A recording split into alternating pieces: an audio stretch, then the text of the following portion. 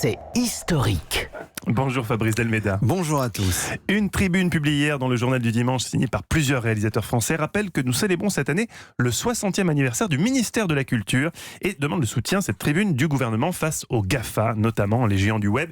Mais au fait, quelle était la mission du ministère de la Culture lors de sa création en 1959 ? Le général de Gaulle disait « La culture domine tout ». Elle est la condition sine qua non de notre civilisation et c'est lui, de Gaulle, qui a installé le ministère des Affaires culturelles en 1959, qu'il a confié à André Malraux, le grand écrivain compagnon de la Libération. Quelles étaient les attributions du ministère ? Alors, Malraux sera ministre pendant 10 ans, de 59 à 69, et son idée est d'abord de défendre le patrimoine français. Il va demander à restaurer les monuments, rénover les musées et ravaler les immeubles. Les villes vont retrouver la lumière de leurs façades.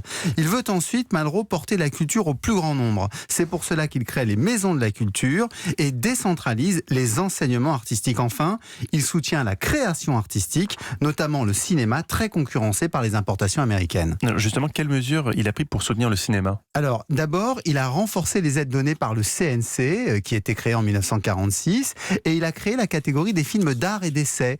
Et ses successeurs vont étendre cette logique de redistribution entre les films grand public et d'autres plus confidentiels.